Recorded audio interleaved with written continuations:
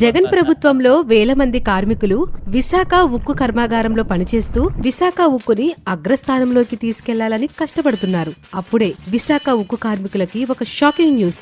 కేంద్ర ప్రభుత్వం అప్పటి అనివార్య పరిస్థితులు, ఆర్థిక సంస్కరణల దృష్ట్యా విశాఖ ఉక్కు ఫ్యాక్టరీని ప్రైవేటీకరణ చేస్తున్నామని ప్రకటించింది. కార్మికులందరూ బాధగా కూలబడిపోయారు.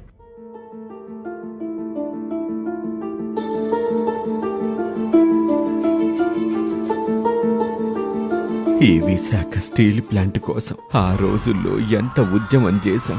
ఇంత కష్టపడి సంపాదించుకున్న స్టీల్ ప్లాంట్ ప్రైవేటు వ్యక్తులకు వెళ్ళిపోతుందా?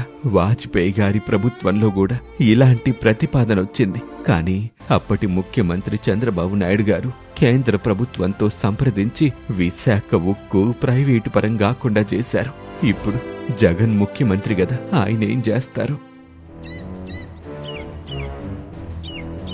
విశాఖ స్టీల్ ప్లాంట్ ప్రైవేటీకరణ అవుతుంది. ఇంకా విశాఖ స్టీల్ ప్లాంట్ మనదే. మనల్ని కాదని ఆంధ్రాలో అడుగుపెట్టే పారిశ్రామికవేత్త ఎవడైనా ఉన్నాడా? ఇంకా విశాఖ ఉక్కు ఫ్యాక్టరీ మన సొంతం. విశాఖ కార్మికులు ఉద్యమం మొదలుపెట్టారు. విశాఖ ఉక్కు, ఆంధ్రుల హక్కు నినాదాలతో విశాఖ స్టీల్ ప్లాంట్ మారుమ్రోగిపోయింది. మనమెంత అరిచినా ఎవడూ పట్టించుకోడ్రా. మనల్ని దేవుడు మాత్రమే కాపాడగలడు.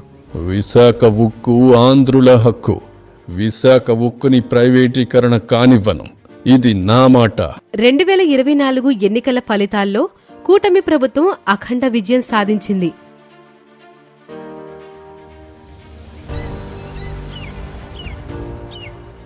ముఖ్యమంత్రి నారా చంద్రబాబు నాయుడు గారు ప్రధానమంత్రి మోదీ గారితో, నిర్మలా సీతారామన్ గారితో, ఇతర కేంద్ర మంత్రులతో అనేకసార్లు చర్చలు జరిపి ఆఖరికి విశాఖ ఉక్కు ఫ్యాక్టరీ ప్రైవేటీకరణ కాకుండా ఆపగలిగారు.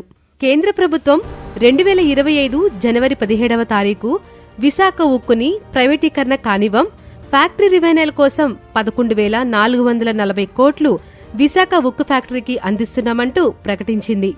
చంద్రబాబు నాయుడు గారు ప్రజల మనిషి, కార్మికుల మనిషి, రైతుల మనిషి, నవ్యాంధ్ర రాష్ట్ర రక్షకుడు.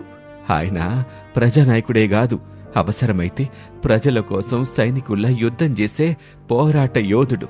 కార్మికుల కోసం చంద్రబాబు నాయుడు గారు ఎప్పుడూ పరిశ్రమిస్తూనే ఉంటారు. ఆయనకి కార్మికుల సంక్షేమం మీద ఉన్న ఒక్క ప్రేమే ఈ రోజు విశాఖ ఉక్కు ప్రైవేటీకరణ కాకుండా కాపాడగలిగింది. ఎప్పటికైనా చంద్రబాబు నాయుడు గారు దేశంలోనే విశాఖ ఉక్కుని నెంబర్ 1 పరిశ్రమగా రూపుదిద్దుతారు.